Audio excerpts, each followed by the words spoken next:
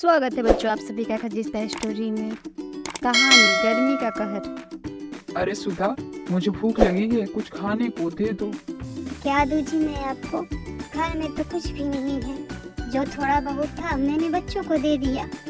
क्या करूं मैं, मेरी तो कुछ समझ में नहीं आ रहा है। इस भयानक गर्मी के चलते मेरा कोई काम भी नहीं चल रहा है और बारिश ना होने के कारण सूखा पड़ गया है, जिससे सारे फसल तो बर्बाद हो ही गए हैं। तभी सुधा और भोला के बच्चे आते हैं। पापा, आप हमारे घर में भी बिजली लगवा लीजिए ना। हाँ पापा, हमारे सारे दोस्तों के घर में बिजली है, उनके घर में फ्रिज और एसी भी है और हमारे घर में तो बिजली तक नहीं है। अगर हमारे घर में बिजली आ जाएगी तो हम कम से कम एक पंखा तो चला लेंगे। अब यह गर्मी बर्दाश्त नहीं हो रही है, ऐसा लग रहा है यह गर्मी जान लेकर ही मानेगी। ठीक है बच्चों, मैं कुछ करता हूँ, अब तुम लोग जाओ बाहर खेलो।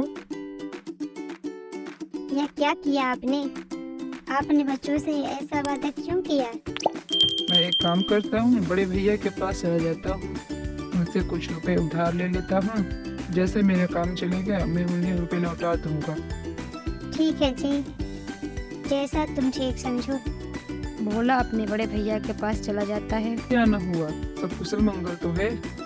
भैया आप तो जानते हैं ना, इतनी खतरनाक गर्मी पड़ने की वजह से मेरा काम नहीं चल रहा है और बारिश ना होने की वजह से सूखा पड़ गया है, जिससे मेरे सारे फसल बर्बाद हो गए।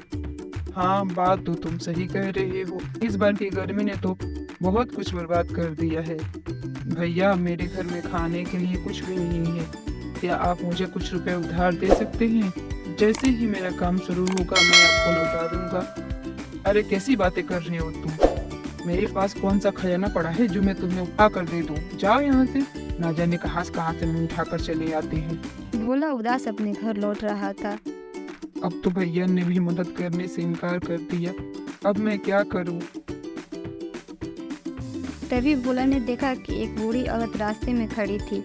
उसके पास लकड़ियों का एक गट्ठर था। अरे बेटा, क्या तुम मेरी जरा सी मदद कर दोगे? क्या तुम यह लकड़ियों का गट्ठर उठाकर मेरे सर पे रख दोगे? आपको कहाँ जाना है अम्मा? मुझे बस यही पास में ही जाना है। चलिए, मैं आपको आपके घर तक छोड़ देता हूँ। तुम्हारा बहुत बहुत शुक्रिया बेटा। क्या बात है बेटा, तुम बहुत परेशान दिखाई दे रहे हो। भोला ने बूढ़ी अम्मा को सारी बात बताई। भोला बूढ़ी अम्मा को ले जाकर उनके घर छोड़ दिया। क्या वहाँ से कोई एक मटकी उठा लो। अरे नहीं अम्मा, मुझे कुछ नहीं चाहिए। ले लो बेटा, यह मटकी तुम्हारे बहुत काम आएगी।